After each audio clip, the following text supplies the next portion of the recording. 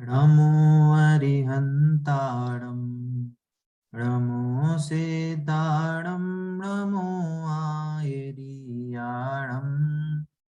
नमो वचायाणं नमो लोये सौवसावूढम्।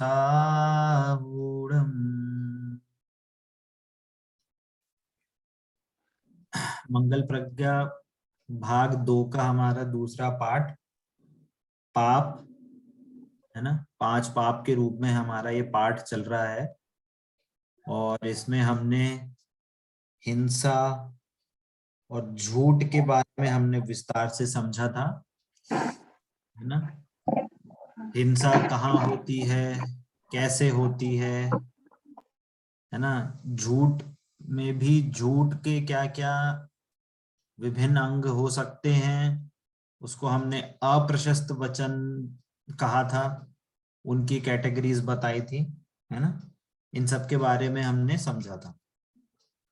तो हमने ये मुख्यतः से हमने ये समझा कि बाहर में जैसी भी क्रिया हो, बाहर में जैसे भी वचन हो, परंतु यदि अंदर में जीव के भाव यदि हिंसामयी हैं, अप्रशस्त रूप भाव हो, भले ही बाहर में क्रिया नहीं हो तो भी वो पाप की श्रेणी में ही आता है ना।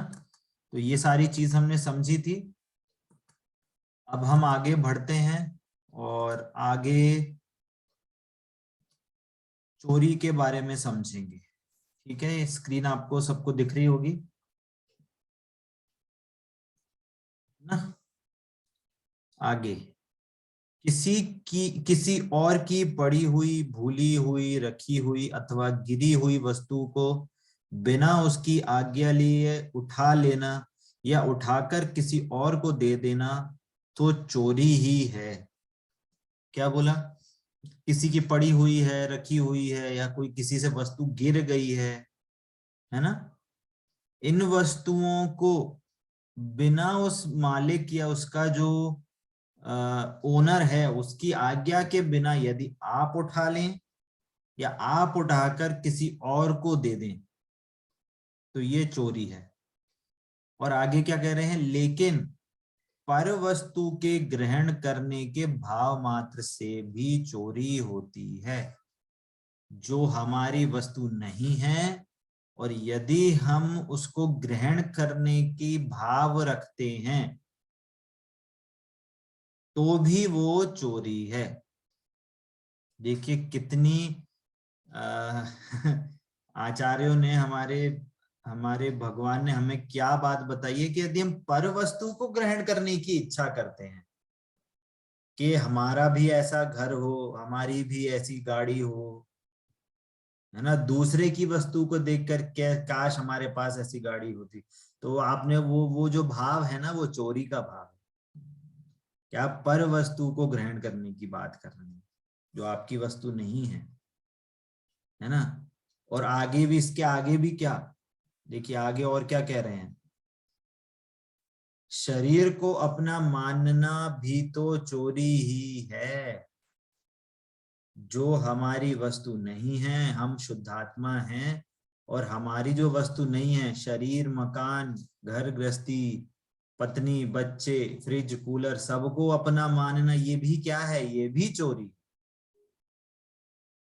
है ना। मतलब कि देखिए कितनी ऊंची सोच की बात है। पहली बात तो कि चोरी को तो हम बोलते हैं कि किसी की पड़ी हुई, रखी हुई वस्तु को उठा लेना चोरी है, ठीक है। इसका भी दूसरा पहलू क्या है कि हम किसी की आज्ञा के बिना वो वस्तु उठा लेते हैं, है ना।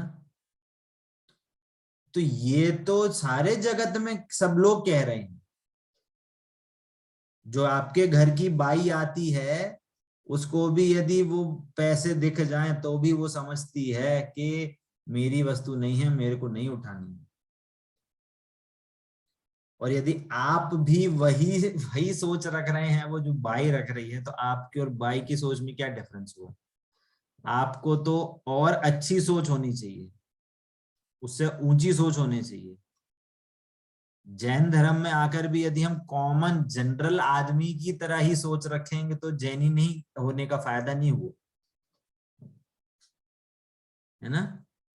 तो यहाँ पे चोरी क्या कह रहे हैं कि भैया अगर कोई भी पर वस्तु हो, उसको यदि हम पाने का, है ना, उसको पाने का यदि हमारे को भाव है, ग्रहण करने का भाव है, तो वह चोरी है। और शरीर को अपना मानना तो है ही, पर ये इस डेफिनेशन के अंदर ये भी आ गया कि शरीर को अपना मानना भी चोरी कहलाता है। तो इसका मतलब क्या हुआ, इसका कंक्लूजन क्या निकला कि जब तक हम अपने को शरीर मानते रहेंगे तब तक हमें इस चोरी का पाप निरंतर लग रहा है। आगे क्या कह रहे हैं, स्वपर भेद विज्ञानी शरीर को अपना नहीं मानते।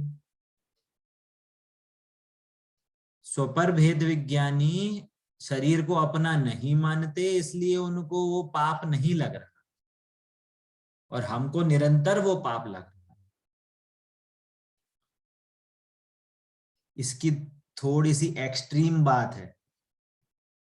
यहाँ पे क्या एक्सट्रीम बात समझने वाली है, यदि हम मतलब इसका उल्टा अर्थ नहीं ग्रहण करना, पर यहाँ पे जो डेफिनेशन लागू पड़ रही है हम उसके हिसाब से बात कर रहे हैं कि यदि हम भगवान के पास जा रहे हैं, है ना, हमारे गुणीजनों, हमारे मुनिराजों के पास भी जा रहे हैं, उनकी पूजा अर्चना कर रहे हैं, विधान कर रहे हैं, है ना, और यदि हमने अभी तक भगवान के सामने पूजा करते समय भी अपने को शरीर मानते हुए पूजा करी,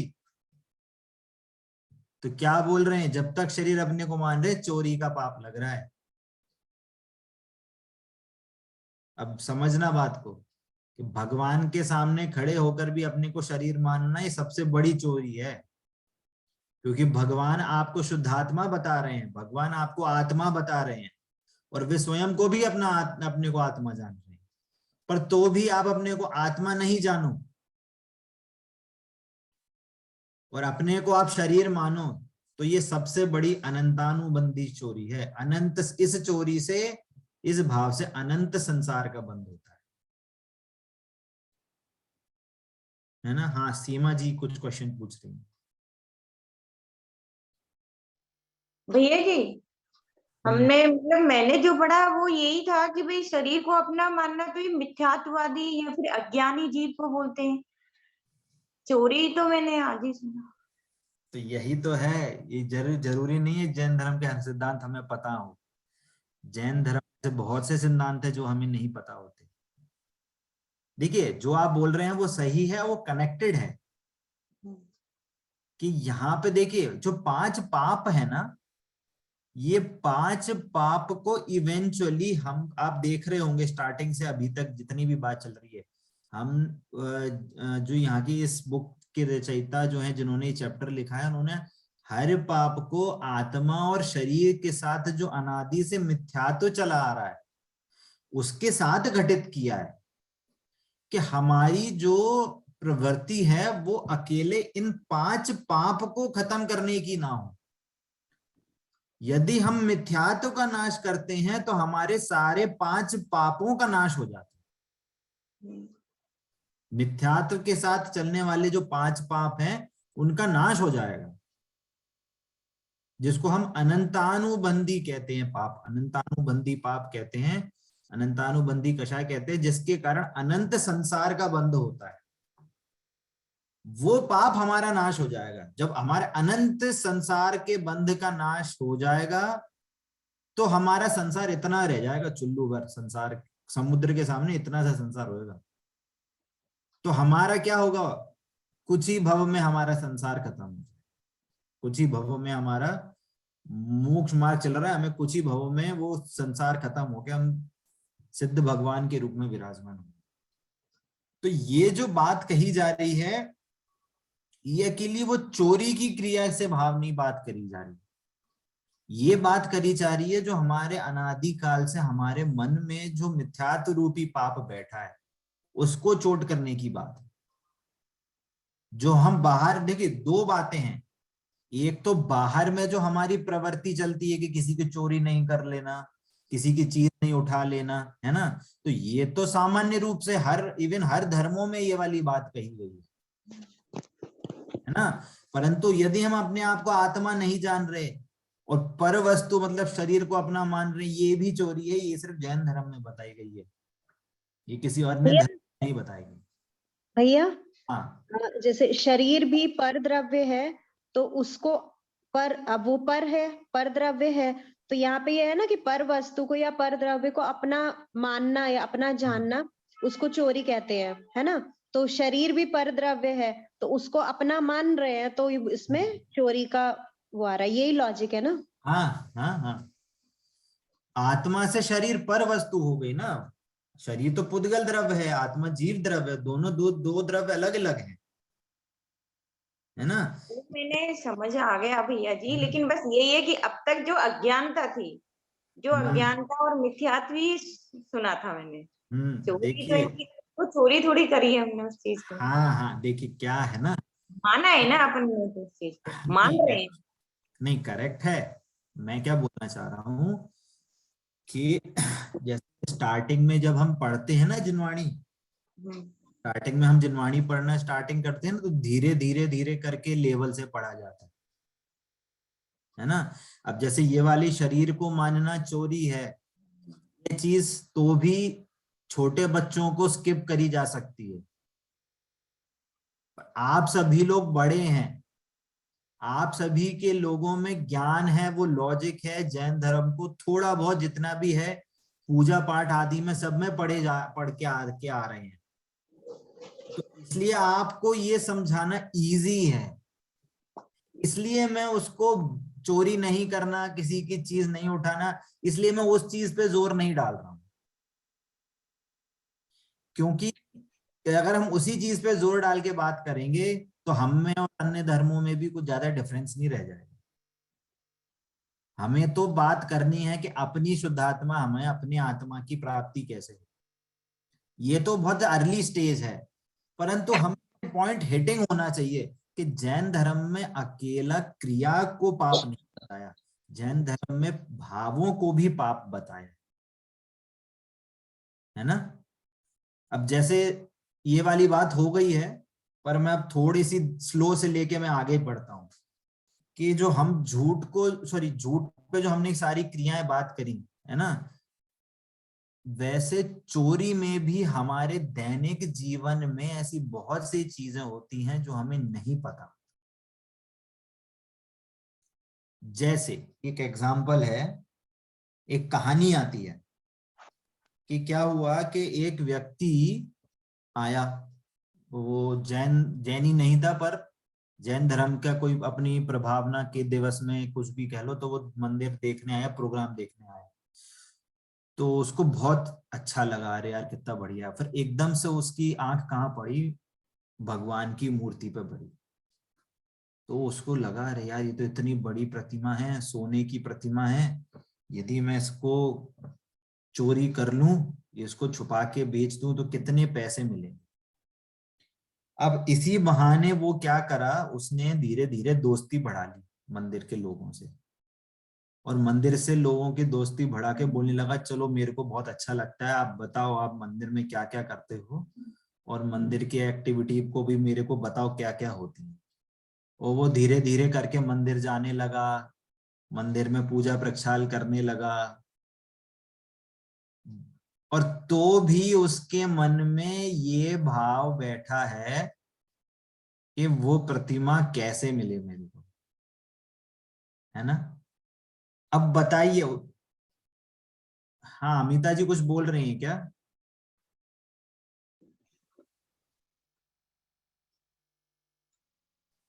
आप कुछ बोल रही हैं अमिता जी?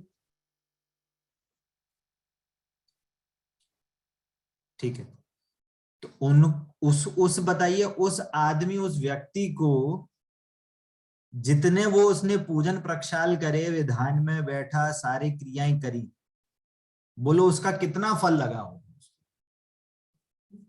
1%, 2%, 10%, 50%? बताइए, वो तो पूरे विधान में बैठ रहा है, बढ़िया जोरदार ताली बजा रहा है, भाव नहीं है ना, भाव तो चोरी के है ना उसके। छत्र चवर लेके पूरा बढ़िया डांस कर रहा है। बोलो, देखो ये चीजें हमें लॉजिकली सबको एकदम तुरंत ग्रहण होती है, परंतु यदि बिल्कुल नहीं। इसी को अपने अगर जीवन में अप्लाई करते हैं तो गले नहीं उतरती, है ना। इस ये चोरी वाली चीज है ना, ये हमारे जीवन में बहुत सारी जगह पे लगती है। जैसे बहुत से लोग भी क्या करते हैं, मंदिर की कोई वस्तु होती है उसको अपना समझ के यूज करते हैं। जैसे कि हम, ये हमारी ही कहना चाहिए कि यहाँ मैं यहाँ नोएडा में रहता हूँ, तो यहाँ पे भी मैं सोसाइटी में हूँ, तो हम यहाँ पे बोरिंग का पानी लेके ही डेली में यूज करते हैं। तो हमारे यहाँ सोसाइटी में बोरिंग नहीं है, यहाँ बोरिंग अलाउड नहीं है गवर्नमेंट की तरफ से, तो हमको रोज पानी लेके आना पड़ता है मंदिर से। एक प्रकार से देखा जाए तो हम मंदिर की वस्तु इलेक्ट्रिसिटी यूज कर रहे हैं, परंतु यदि आप ऐसा सोचे अरे क्या है मंदिर का है तो क्या हो गया, गलत बात है। हम हर महीने कुछ दान राशि एक्स्ट्रा हम अपने एक्स्ट्रा मन से एक्स्ट्रा डालते हैं कि हम जितनी इलेक्ट्रिसिटी भी उनकी यूज कर रहे हैं उससे एक्स्ट्रा हम वो दान दे के आते हैं, कि हम ऐसा ना हो कि हमें उसका चीज को उपयोग करें और हमको ऐसा लगे मन में। और इवन जो वहां के साफ सफाई के कर्मचारी हैं उनको भी पैसा दे के आते हैं, क्योंकि हम भी उनसे अगर कुछ काम करवा रहे हैं तो वो भी आपके मंदिर के आप रिसोर्सेज यूज कर रहे हो जो आपके लिए नहीं है, वो एक प्रकार से चोरी कहलाई जाएगी। तो ऐसे बहुत से उदाहरण हो सकते हैं कि मंदिर की आप जिनवाणी बिना पूछे ले आओ, मंदिर से जिनवाणी लेके आए तो वहां लिखवा के आए कि हम ये जिनवाणी लेके जा रहे हैं, और ये जिम्मेदारी आपकी भी है कि जितने टाइम के लिए मांगी है उतने टाइम पे आप उसको वापस देखें। और यदि आपको परमानेंट चाहिए तो उसकी प्रॉपर रसीद लेके उसकी प्रॉपर या उसकी दान राशि प्रॉपर उसको वहां पे दान राशि दे के आए, ऐसे बिना पूछे उठा के नहीं लाए। सेम चीज सबकी, चटाई हो, चौकी हो, थाली हो, आप वहां की यदि आप ये वस्तुएं यूज कर रहे हैं तो उस चीज के लिए आप वहां पे उस चीज की दान राशि देखें, चाहे वो आप उस चीज की द्रव्य भी यूज कर रहे हैं। यदि आप श्रावकों के आचरण में देखे जाएंगे तो पूजा की सारी सामग्री घर से शुद्ध साफ होके मंदिर जानी चाहिए। एक्चुअल आइडियल तरीका तो ये है कि आप अपनी शुद्ध द्रव्य बनाएं, शुद्ध जल लेके जाएं, है ना, पूरे अष्ट द्रव्य लेके जाएं, अपनी खुद थाली लेके जाएं, अपनी जिनवानी लेके जाएं, और वहां पे जाके आप अपने शुद्ध द्रव्य से, शुद्ध सारे वस्तुओं से वहां से आप अपनी सब चीजें लेके पूजा करें। यदि आप वहां पे लेके पूजा कर रहे हैं वहां से और आपने उस चीज की दान राशि नहीं डाली है, तो एक प्रकार से वो चोरी ही कहलाई जाएगी। मंदिर जो वस्तु है वो आपकी पर्सनल प्रॉपर्टी नहीं है ना। तो ये चीजों का हमें बहुत ध्यान रखना चाहिए कि यदि हम मंदिर की भी अगर कोई चीज यूज कर रहे हैं तो उस चीज की दान राशि डालें। अब इसका मतलब ये भी नहीं है कि यूज करते जाओ और पैसे डाले जाओ। जहां जहां पे आपको ये है कि आप उस चीज से कम हो, जैसे हमारे पर्व आते हैं, जैसे हमारी कोई अष्टानिका आती है ना, या हमारे अष्टमी चतुर्दशी ऐसे पर्व आते हैं, तो ट्राई करें आप उन दिनों में सिर्फ अपनी द्रव्य लेके जाएं, आप उस टाइम मंदिर की द्रव्य यूज नहीं करें, जिससे कि आपकी अपनी शुद्धता की भावना बढ़े। वो जो भावना है कि हम खुद, जैसे आप पूजनों में पढ़ते हैं ना कि देव अपने अकृत्रिम जिन चैत्यालयों में जाके वहां पे जाके पूजन करते हैं और रत्नों से पूजन करते हैं, तो वहां पे ऐसा थोड़ी है कि मंदिर के बाहर रत्नों की पेटी रखी हुई है, लो भैया एक देव तुम पकड़ो, ले तुम एक तुम पकड़ो, ऐसे नहीं होता।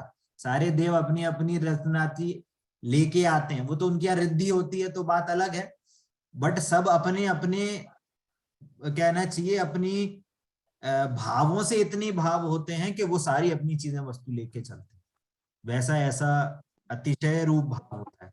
और यदि हम अपनी ही सारी चीजें नहीं लेके जाएं और यही यूज करें, अरे मंदिर में रखी है मंदिर से ले लेंगे, तो ये उत्कृष्ट भाव नहीं हुए, ये प्रशस्त भाव नहीं कहलाएंगे, है ना।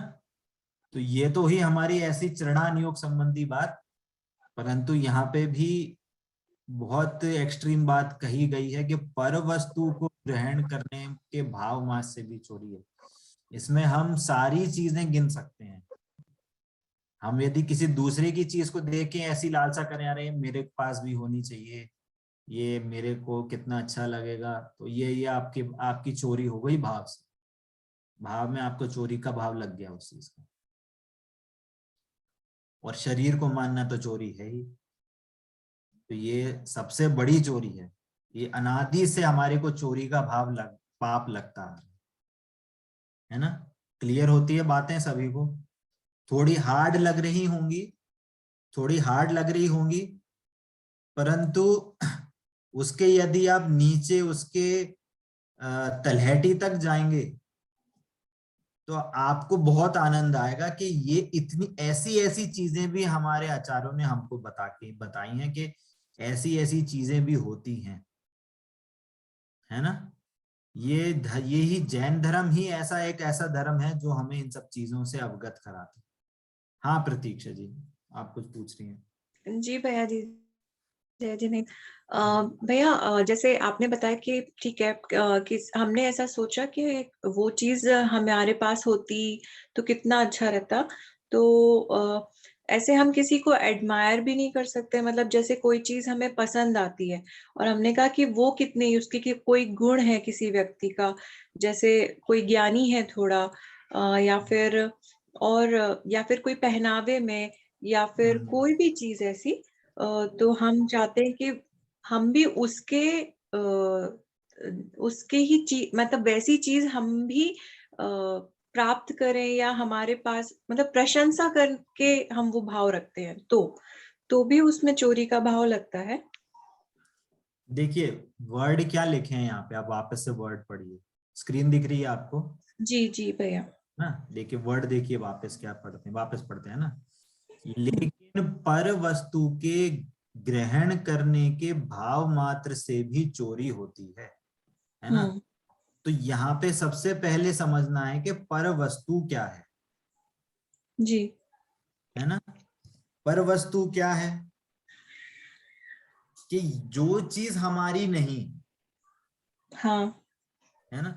अब हमारी चीज क्या हो सकती है पहले वो भी डिफाइन करनी पड़ेगी, हाँ सही है ना। है। तो हमारी चीज क्या हो सकती है, यदि हम लौकिक दृष्टि से कहें तो हमारी जो चार दीवारी के अंदर जितनी भी चीज है वो हमारी है, जी एक लौकिक में। जी। उस चार दीवारी से आगे जो भी वस्तु आप चाहेंगे वो अच्छा। तो मटेरियलिस्टिक है। अभी लौकिक में तो बात करेंगे तो लौकिक में तो मटेरियलिस्टिक जो भी चीज है, गाड़ी बंगला मकान घोड़ा गाड़ी सब कुछ आ जाएगी, पैसे सब चीज आ जाएगी उसमें, है ना। ये तो लौकिक से हुई बात, परंतु यहाँ पे तो पारलौकिक बात चल रही है। हाँ, यहाँ पे बात चल रही है कि मैं आत्मा हूं और इसके अलावा जो भी चीज है, आत्मा में मेरी जानने देखने की शक्ति और मेरे थॉट्स जो हैं, बस इतना, ये बस इतनी मेरी वस्तु है और इसके अलावा मेरी कोई वस्तु नहीं है। इसके अलावा शरीर और शरीर से संबंधी कोई भी चीज होगी वो पर वस्तु है, ठीक है। अब आपका क्वेश्चन कि हम चीज एडमायर करते हैं, हमें चीज पाने की होती है ना। तो आचार्यों ने ये भी कहा है कि यदि आप कोई भी चीज आप चाह रहे हैं और यदि वो चीज आपको मोक्ष मार्ग में लगाती है, अच्छा, यदि कोई चीज आपको मोक्ष मार्ग में अग्रसर करती है तो वो चोरी नहीं। परंतु यदि आपको वो चीज मोक्ष मार्ग में अटकाती है, मोक्ष मार्ग से दूर ले जाती है, और यदि आप उस वस्तु को चाह रहे हो तो वो चोरी ही कहलाए। हम यदि देवशास्त्र गुरु का समागम चाह रहे हैं तो वो चोरी नहीं है। हम अपने गुरु का समागम चाह रहे हैं, हम जिनवाणी स्वाध्याय का समागम चाह रहे हैं, तो वो चोरी नहीं है, क्योंकि वो हमको हमारे स्वरूप के पास ले जाती है, वो हमें मोक्ष मार्ग में अग्रसर करती है, वो चोरी नहीं है। परंतु हम यदि ये चाहें कि हमारे पास खूब बंगला हो, खूब बड़ा बंगला हो, खूब बड़ी बड़ी गाड़ियां हो, खूब पैसे हो, बैंक बैलेंस हो, है ना, तो ये चीजें तो हमें मोक्ष मार्ग में बिल्कुल भी काम नहीं आने वाली, और ये हमें पाप मार्ग में ही लगाने वाली है। तो ये चीज चोरी कहलाएगी। ठीक है। अब बात गुणों की। हाँ। सेम चीज गुणों में भी लगेगी। जो गुण हमारे मोक्ष मार्ग में काम में आए उसकी मनाही नहीं है कि हमें क्या, कैसा गुण, कि हमें भी जैन धर्म में श्रद्धान हो, हमारे देवशास्त्र गुरु में भी हमें श्रद्धान होवे। देखो ये चर्या कर रहे हैं, इनमें देवशास्त्र गुरु की प्रति कितना बहुमान है ना, तो वो चीज तो सही है। या हम देखें भैया, देखो उनको स्वाध्याय की कितनी रुचि है, स्वाध्याय हमेशा अग्रसर रहते हैं, है ना, इतना ज्ञान है, तो ये जो स्वाध्याय के प्रति रुचि है, ज्ञान है, ये गुण तो हम चाहें तो कोई उसमें प्रॉब्लम नहीं है, क्योंकि वो गुण हमें होगा तो हम तो चाहते ही हैं कि वो हमें मोक्ष मार्ग में आगे बढ़ाए।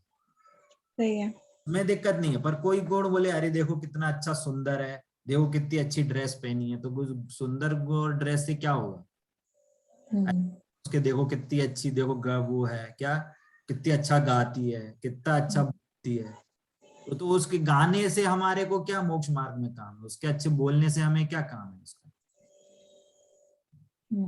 है ना। वो कुछ भी लगा लीजिए, खाने, वो कितना अच्छा खाना बनाती है या कितना अच्छा घर को साफ रखती है, तो इसका मोक्ष मार्ग में कुछ उपयोग नहीं।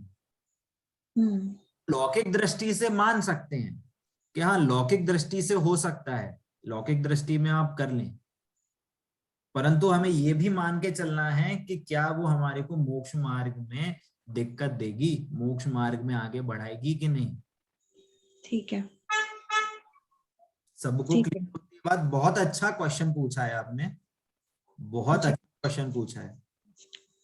ये ऐसे क्वेश्चन से बहुत अच्छा भी लगता है कि ऐसे लोग ऐसा सोचते भी हैं कि हाँ, इस डायरेक्शन में भी चीजें, ये मेरे को भी पॉइंट मैंने सोचा भी नहीं था, बट स्वयं वैसे ही चर्चा में ऐसी चीजें आ जाती हैं। वही भैया जी, मतलब अपन लौकिक में ज्यादा पार्ट हमारा रहता है इन्वॉल्व, क्योंकि हम गृहस्थ में हैं, तो हम ज्यादातर ऐसे लोगों की गुणों की प्रशंसा करते हैं कि देखो कितना अच्छा, वो भले ही वो मंदिर, हमारी दादी हैं जैसे, तो दादी इतना का धर्म कर्म अच्छे से करती हैं, सबके लिए करती है, 16 सब करती है, तो ऐसा हम भी सोचते हैं कि वो करे, तो वो तो आपने बताया कि मोक्ष मार्ग की तरफ ले जाएगा।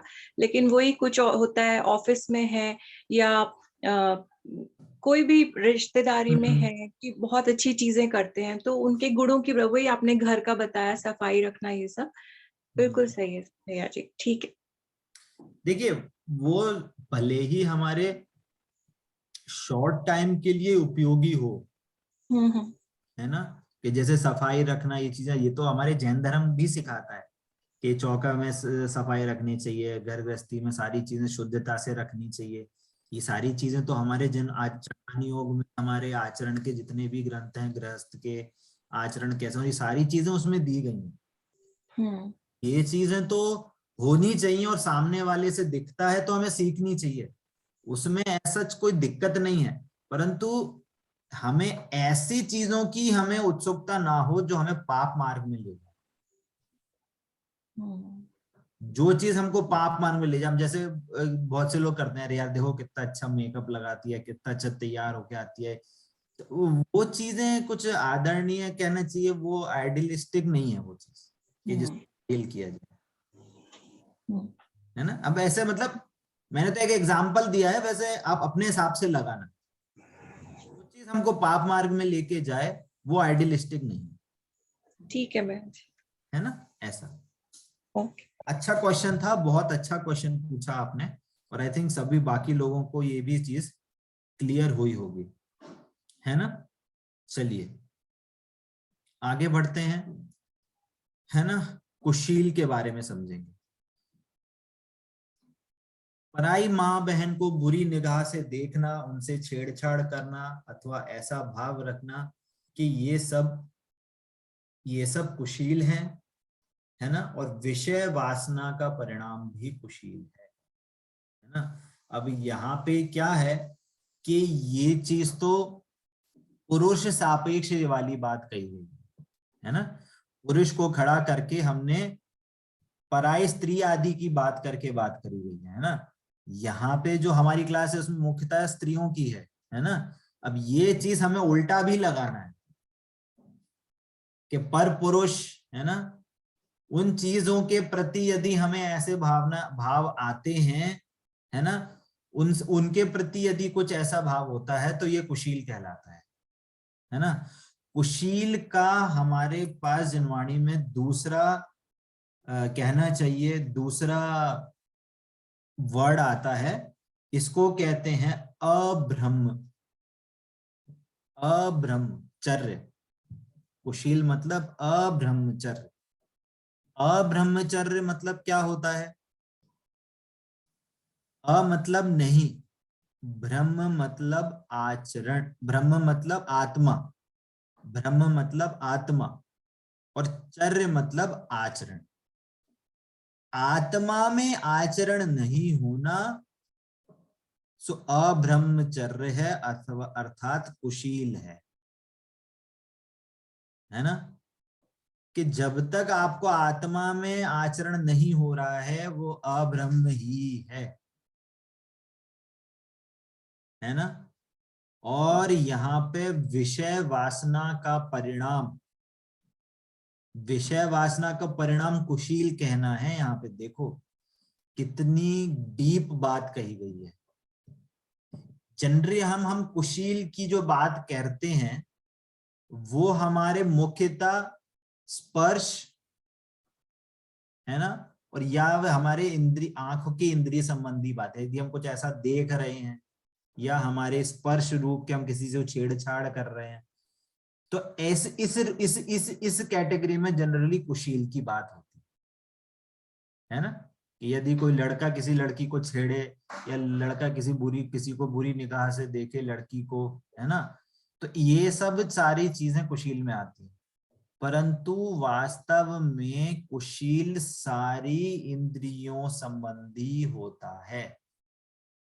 अकेला आंख संबंधी, है ना, या हमारे स्पर्श संबंधी कुशील नहीं होता।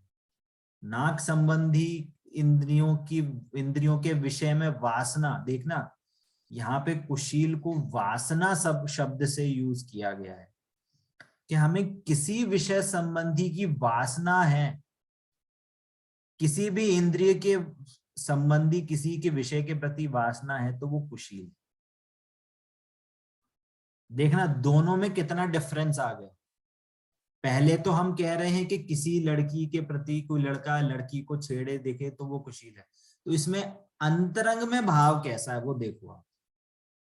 अंतरंग में भाव कैसा है, उसको वो वासना का भाव है,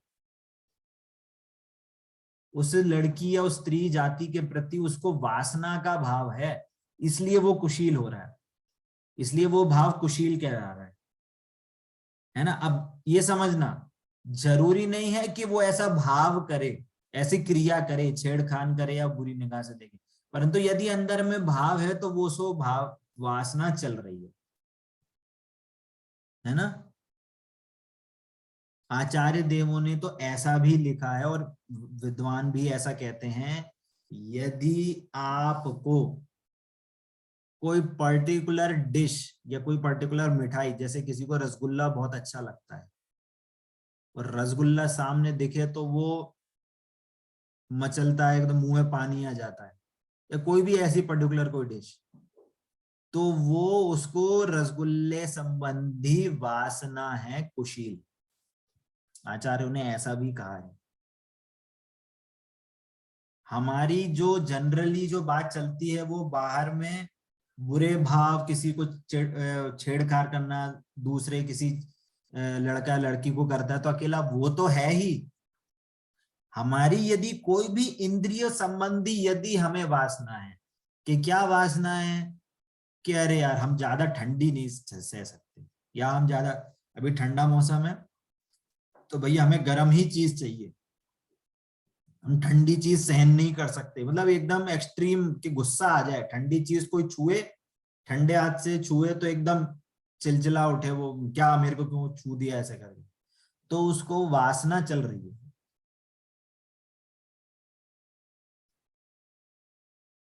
या क्या कोई, बहुत से लोगों को क्या होता है कि सड़क से जा रहे हैं तो गंदी बदबू आ जाती है तो एकदम मुंह ऐसा कर लेंगे, तो उसको क्या सुगंध के प्रति वासना है। या क्या है, ऐसे बहुत से लोग हमने देखे हैं, क्या दे बोलते हैं कि जो शिखर जी है, शिखर जी में देखो कितनी अच्छी व्यवस्था होगी, हर हर 100 मीटर पे खाने की व्यवस्था हो गई है, कितने अच्छी हो गई है व्यवस्था। अब उनको कौन समझाए कि वहां से आचार्यों ने, हमारे तीर्थंकर देवों ने कितने कितने दिन के उपवास करे और तब उनको मोक्ष हुआ है, और आप वहां पे हर 2 मिनट 10 मिनट में जाके चाय पियो, बिस्किट खाओ, आपको सिद्ध क्षेत्र में खड़े होके खाने पीने की वासना है, अनंत पाप लग रहा है आपको। आपको सिद्ध क्षेत्र तीर्थंकरों की निर्वाण भूमि में भी यदि आप उपवास नहीं कर पाए और वहां पे अभक्ष ये बिस्किट और पता नहीं क्या क्या चीजें खा रहे हो, तो आपको कितनी खाने पीने की कितनी वासना है। ये कह रहे हैं कि विषय वासना का परिणाम भी कुशील है, ये विषय वासना है, कि यदि हम इतना भी, कहना चाहिए हम कितना भी उपवास नहीं कर पा रहे हैं तो भी हमें वो पाप लग रहा है, वो भी कुशील की कैटेगरी में है। हाँ मधु आंटी जी क्या पूछ रही हैं आप कुछ? भैया जी विषय वासना मतलब क्या है? विषय मतलब हमारे आसपास, विषय मतलब क्या, इंद्रियों के संबंधी जो विषय हैं, इंद्रियों के विषय होते हैं ना, देखना, सूंघना, चखना, सुनना, छूना, तो इनके जो विषय, उनके प्रति वासना, मतलब उसमें इंटेंसिटी के मेरे को ऐसा ही चाहिए, है ना, कि तो उसके इसका मतलब हुआ इंद्रियों के संबंधी वासना, इंद्रियों के विषय संबंधी वासना, है ना, कि मेरे को गर्मी में क्या, मैं एसी के बिना नहीं सकता, तो ये वासना है आपको, मतलब वासना मतलब ग्रद्धता, एकदम तीव्र चाह, है ना, तीव्र इच्छा को वासना कहते हैं, तीव्र इच्छा उस चीज के प्रति, तीव्र राग, कि वो छूटे नहीं छूट रही। तो इसका मतलब ये हुआ कि इंद्रियों के विषय संबंधी वासना। हाँ वासना मतलब तीव्र इच्छा, उसको क्या हम उसके बिना नहीं रह वो सकते। इंद्रियों के संबंधी तीव्र इच्छा। हाँ हाँ, इंद्रियों के विषय संबंधी तीव्र इच्छा। अब जैसे किसी को क्या है कि खाने में बिना मिर्ची के काम नहीं पड़ता, मिर्ची चाहिए ही चाहिए, किसी को बिना पापड़ के काम नहीं चलता, कि पापड़ नहीं हो तो भैया खाना नहीं भैया लगेगा। जी पॉज हो गया था। हाँ हाँ कोई दिक्कत नहीं, है ना, क्या कि वो खाने में वो चटनी चाहिए, वो मसाला चाहिए, वो पापड़ ही चाहिए तो ही खाना खाएंगे, तो ये वासना है, ये उस इंद्रिय के विषय संबंधी वासना, ये जीवा संबंधी वासना हो गई, है ना। सारे इंद्रियों में वैसा लगाना कि अब कोई गाना सुन रहे हैं तो भैया मेरे को दिन में तो गाना सुनना ही सुनना है, या किसी को मतलब कोई चीज को ज्यादा ऊंचा बोल दे, शोर मचाए, तो वो शोर नहीं सहन होता, तो ये वो वासना है, वो कर्ण संबंधी विषय संबंधी वासना है, मतलब सब इंद्रियों में लगाना है उस चीज को, है ना, तो वो चीज, वो वासना है, वो भी कुशील है। है ना। तो ये चीज हमें समझनी है कि हम किसी के प्रति हमारा झुकाव तो नहीं है, किसी विषय संबंधी हमारा झुकाव तो नहीं है, या हम उस चीज को बहुत ज्यादा तो नहीं चाह रहे। तो यदि वो चाह है, अभी भी चाह है, तो हमें वो चाह को कम करना चाहिए। उस पे डिपेंडेंट नहीं रहना चाहिए कि ये ही ऐसी चीज होगी तो ही हमको नहीं चल पाएगा, ऐसा नहीं। हमें क्या करना है, उस चीज से जितना हो सके हमें इंडिपेंडेंट होना है उस चीज के प्रति, है ना। वो कोई भी चीज हो सकती है ना। इवन हमारे बहुत से लोगों को क्या है कि हमको लोग पूछें आपने खाना खाया कि नहीं खाया, आपने ये चीज करी कि नहीं करी। जैसे घर में कोई देवरानी जेठानी हो, तो जेठानी को क्या चाहिए, देवरानी आके पूछे कि बोलो मैं आपके लिए नाश्ता बना दूं, बोलो आपके लिए मैं चाय बना दूं। या सास को ये हो कि भैया नहीं, मेरे को वो बहू आके पूछे आपके लिए थाली लगा दूं, आपको खाना लगा दूं। ये क्या विषय वासना है, ये कौन सी विषय वासना है, मन इंद्रिय संबंधी विषय वासना है कि वो मेरे से आके पूछे, मेरे से बोले आके।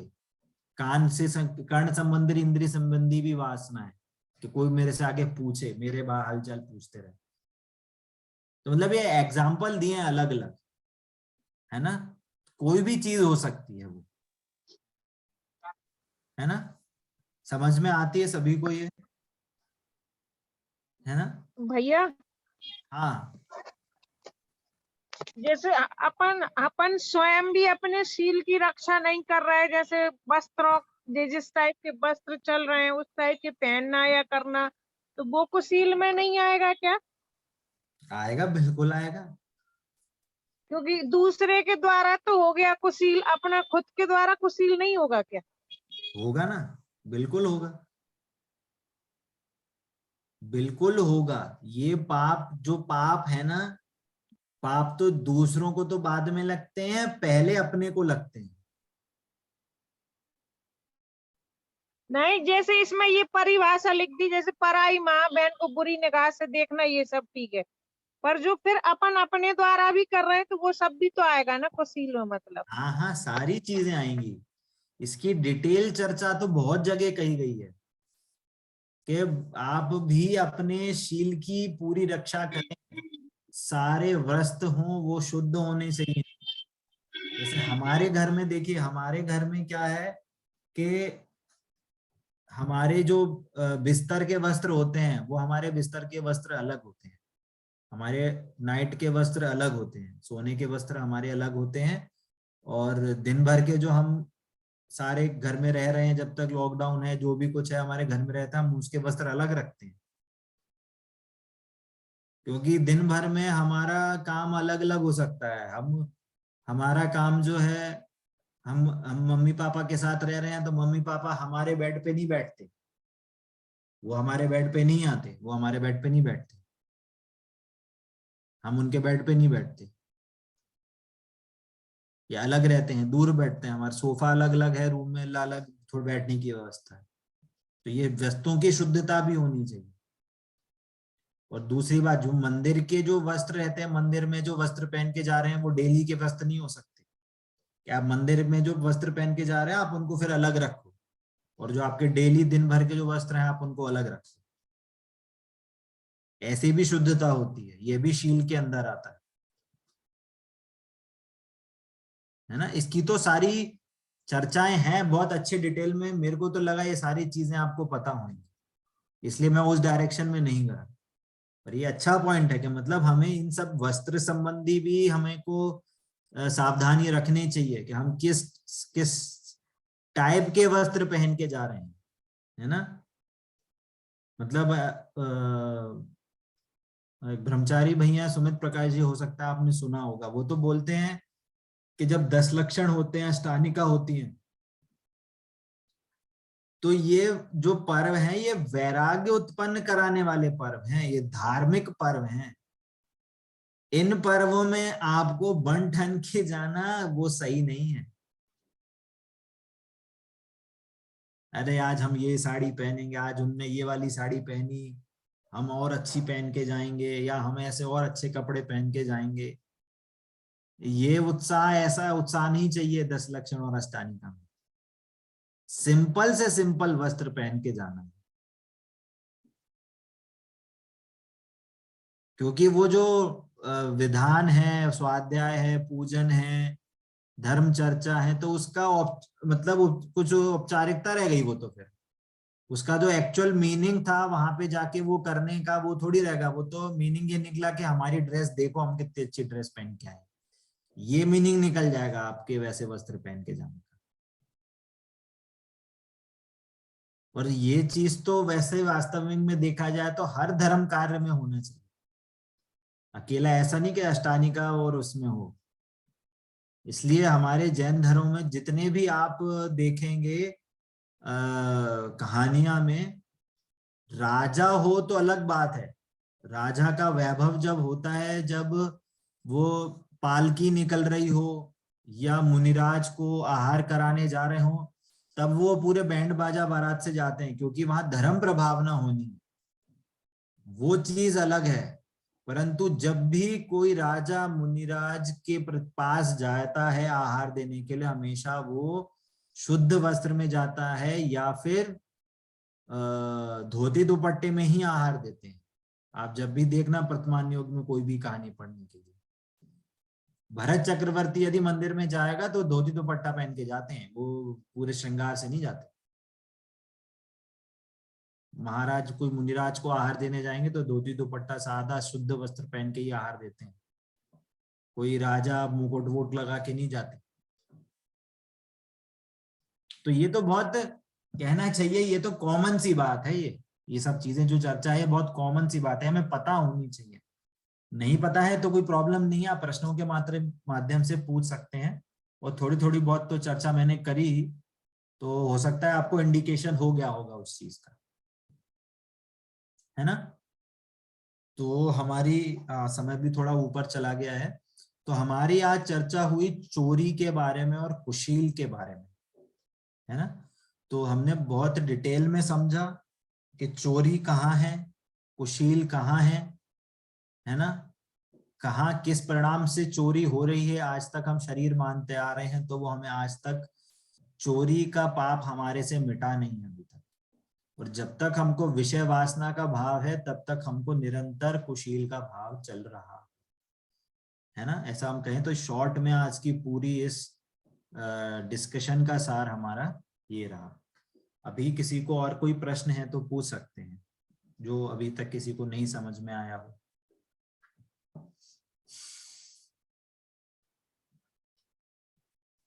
ठीक है, चलिए।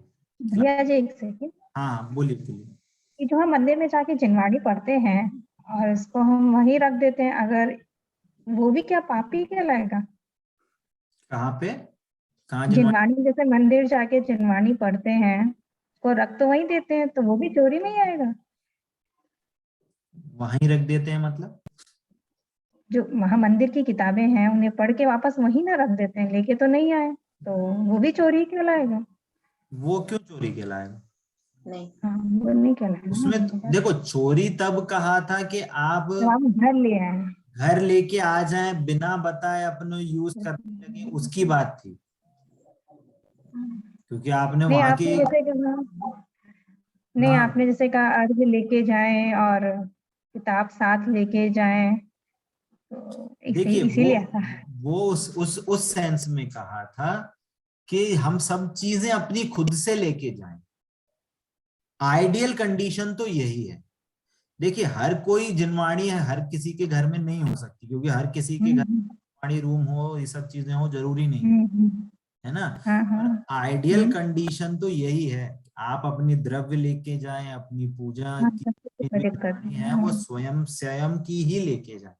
आइडियल कंडीशन नहीं हो सकती है, आप जिनवाणी भले ही मंदिर की ले जाएं, पर एटलीस्ट अपने शुद्ध द्रव्य थाली वगैरह आप खुद की ले हाँ, जाएं, वो सब तो हाँ, वो सब। है ना। वो पूरे शुद्ध प्रासुक जल से धोएं, सारे रखें, सारे हाँ, हाँ, धुले लेके जाएं, धुले वस्त्र पहन के, सारी चीजें आप खुद से लेके जाएं। इवन तो ये भी कहा गया है कि आपके धोती दुपट्टा और सारी चीजें भी खुद की होनी चाहिए। वो तो क्या धीरे धीरे धीरे करके प्रचलन में आ गया कि लोगों को धोती कैसे धोते हैं, लोगों को पता नहीं है द्रव्य कैसे धोते हैं। हाँ हाँ कि भैया क्यों भैया पुजारी रख दो, ये तो अपवाद आ गया। कुरीति एक टाइप की, मतलब कुरीति तो नहीं कहेंगे बट एक टाइप का कहना चाहिए कि एक सुविधा हो गई है कि मंदिरों में ये चीजें चलने लगी हैं। परंतु यदि आप पुराने जमाने के लोगों को देखोगे तो बहुत से लोग अपने मंदिर की मतलब घर से ही धोती दुपट्टा पहन के आते थे पैदल। लेकिन अब तो वो सब इतनी दूर दूर हाँ, मंदिर आते हैं, पैदल वही आना तो जाना। वही तो मैं मतलब ये पुराने टाइम की चीजों में ऐसी हाँ होती पहले करते थे। के हाँ भाव, लोगों के भाव घर से बाहर निकलते से ही लोगों के भाव हो जाते थे। हाँ लोग अपने पूजा पाठ मंदिर से बाहर निकल के ही चालू कर देते थे, स्तुतियां चालू करते करते मंदिर जाते थे। हम्म। मंदिर की मतलब घर से बाहर निकलते से ही देव दर्शन की पुण्य लाभ चालू हो जाता है। और हम तो जाते हैं, कार से जाते हैं, जब पहुंचते हैं तब मंदिर के बाहर शिखर देखते हैं, तब भाव होते हैं अच्छा मंदिर है ना। मतलब मेरे साथ भी होता है, ऐसी बात नहीं है, बट ये ऐसा समय है, ये इसको पंचम काल कहते हैं कि धीरे धीरे करके भी लोगों के भावों में गिरावट आ रही है, ये उसी का समय। सही बात है। चलिए। भैया जी, हाँ भैया जी, जैसे आपने बोला कि वही शास्त्र जी या किताब हम लोग मंदिर से ले आते हैं, तो कोरोना टाइम में हम भी शास्त्र जी लेके आए थे मंदिर से, तो वो अभी तक कंप्लीट नहीं हुआ, 7-8 महीना हो गया, तो वो मेरे पास ही है। मैंने किसी से मांग कर लाई थी, खुद से उठाकर नहीं लाई थी। तो क्या उसका पाप लगेगा?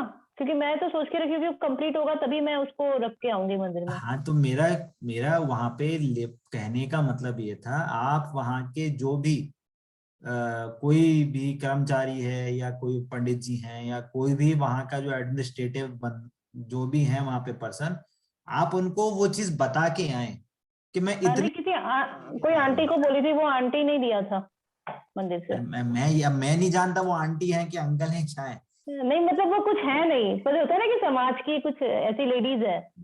हाँ नहीं, मैं वही बोलना चाह रहा हूँ, आइडियली जो मंदिर का जो केयर टेकर है, जो मंदिर के हो सकता है जो भी पर्सन हो आपकी, जो मंदिर में वो व्यवस्था देखता हो, उसके ज्ञान होनी चाहिए या उसके पास होना चाहिए कि हाँ ये जिनवाणी आपके पास है और आप इतने टाइम के लिए लेके जा रहे हैं, और यदि उससे डिले होता है तो आप तो भी उसको इन्फॉर्म करते हैं कि हाँ ये मेरी जिनवाणी अभी तक कंप्लीट नहीं है, ये मेरे पास भी रखी गई। मतलब ये कि मंदिर की चीजें उसको पर्सनल वे में नहीं लेनी चाहिए। अगर ये अभी तक आपने नहीं बताया है तो आप कल कॉल करके उनको बता दें कि हाँ इतने टाइम के बाद में उसको दे दूंगी, उसमें कोई प्रॉब्लम नहीं है बताने में, ऐसा। ओके भैया जी। हाँ हाँ, मधु आंटी जी। अगर मैंने कहाँ पर पढ़ा था कि अगर आप मंदिर जी से कोई पुस्तक ऐसे वगैरह घर को लेके जाते हो तो उसका मूल्य चुका दें, मतलब वो पेटी में, दान पेटी में डाल दीजिए, ऐसा भी हो सकता है। हाँ मैं वही बोला था, यदि आपको परमानेंट चाहिए, हाँ, आप चाहते हैं कि आपके घर में यदि जिनवाणी आपने रूम बनाया है या आपने कलेक्शन करते हैं या आप रखते हैं अपने घर में, आपके घर में जिनवाणी गृह है, तो अगर आप लेना चाह रहे हैं तो भी आप दान राशि डाल दें और वहाँ के एडमिनिस्ट्रेटिव जो भी पर्सन है, पंडित है, जो भी है, उसको भी बताएं कि हाँ मैं लेके जा रही हूँ और इसकी मैंने इतनी दान राशि मैंने इतने में डाल दी है। अगर कोई नहीं होगा तो क्या करें? तो मंदिर जी में कोई नहीं होगा तो वहां का कोई पर्सन तो होगा जिसका फोन नंबर आप ले सकते हैं। कोई नहीं था, समझो कि कोई नहीं, ऐसे नहीं हो सकता। मंदिर का पुजारी होगा, मंदिर का सफाई कर्मचारी होगा, बिना मंदिर में इतने लोगों के बिना तो मंदिर चल ही नहीं सकता, मंदिर ऐसा हो ही नहीं सकता। मंदिर में मंत्री वगैरह होते हैं ना, जो कार्यभार सब संभालते हैं, तो उन लोग को भी पर्सन, मैं बोल रहा हूँ कोई भी जो वहां का एडमिनिस्ट्रेटिव पर्सन है, जो वहां की देख रेख करता हो, है ना, आपको उसके ज्ञान में देना है कि ये मेरा ये नाम है, मेरा ये फोन नंबर है, मैं ये लेके जा रही हूँ। और इससे और दूसरी बात, यदि आप जैसे मान लीजिए कोई जिनवाणी 50 रुपए की है और आपने उस 50 रुपए को डाल दिया है ना, तो कायदे से तो आपको 100 रुपए डालने चाहिए, कि जो एक जिनवाणी का जो अब लोप हो गया, मतलब 10 जिनवाणी रखी थी, 10 में से 9 रह गई आपके एक ले जाने से, तो अब जो नई जिनवाणी आएगी उसका भी पैसा आपको ही देना चाहिए।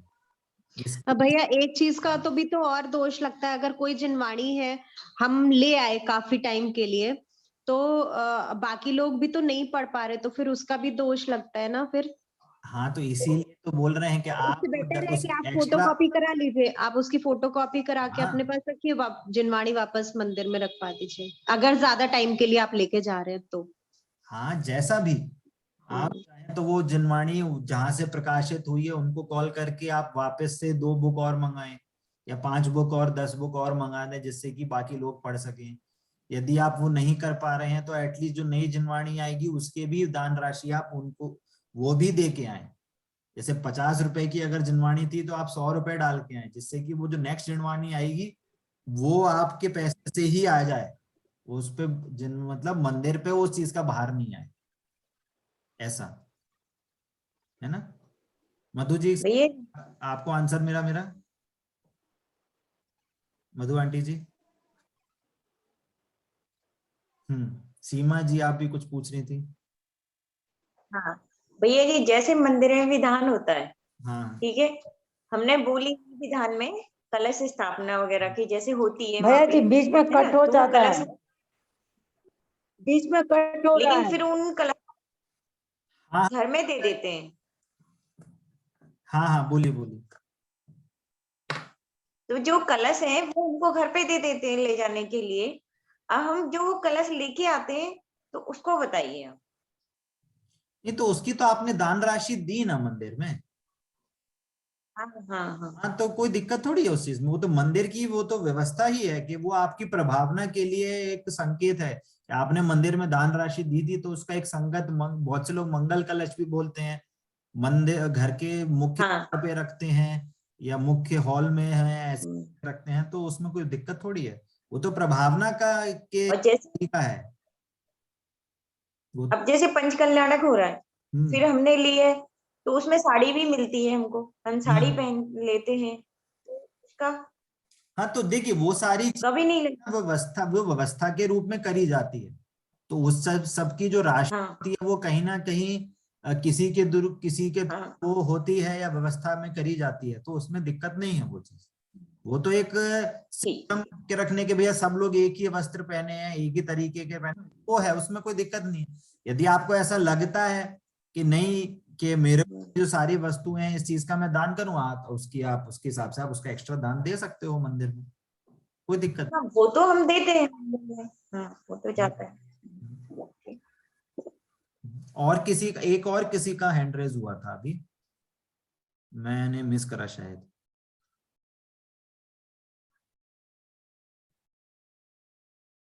चलिए ठीक है। हाँ मधु आंटी जी वापस, आप क्या पूछ रही थी। जब आप बात करते हैं ना बीच बीच में कट होती है, आवाज नहीं हाँ, आती है। हाँ वो थोड़ा हो सकता है आपका या मेरे साइड में कुछ इंटरनेट का इशू रहा होगा।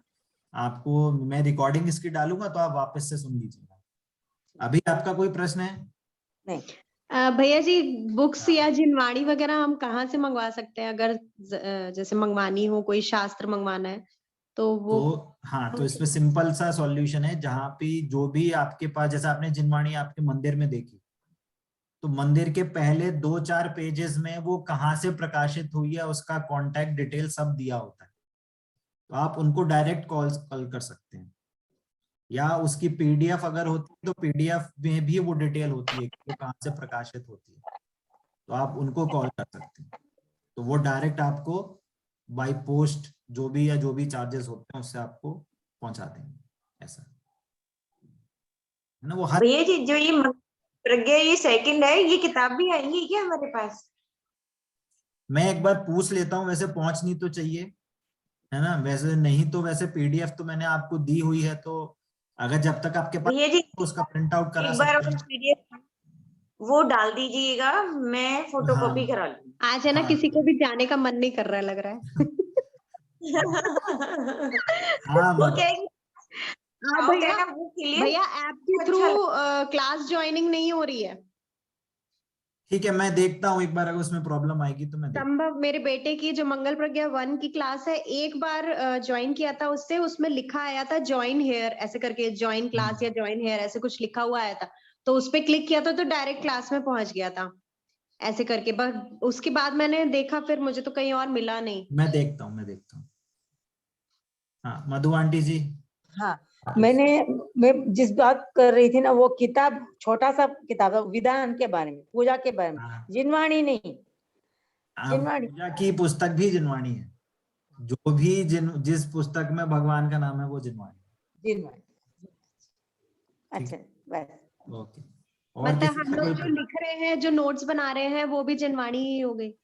हाँ, वो भी जिनवाणी, उसको भी आदर से यूज, मतलब उसको भी ऐसे कहीं पटकना नहीं है, कोई जगह पे नहीं रखना है, उसको भी संभाल के ही रखना है, उसको भी एज अ जिनवाणी के रूप में ही समझना है ना, ऐसा। और किसी का कोई प्रश्न जो रह गया हो? अब नेक्स्ट क्लास में डिस्कस कर लेंगे भैया। ठीक है, चलिए जिनवाणी स्तुति करेंगे। जिनवाणी के ज्ञान से सूझे लोकालो, सोमाणी मस्तक नमो सदा देता हूँ। बोलिए द्वादशांग में जिनवाणी माता की जय हो। जय हो, जय हो, जय हो। अहिंसामय जैन धर्म धर्म की की जय हो। जय हो। जय जिनेंद्र सभी को। जय जिनेंद्र, जय जिनेंद्र। जय जिनेंद्र। सभी को।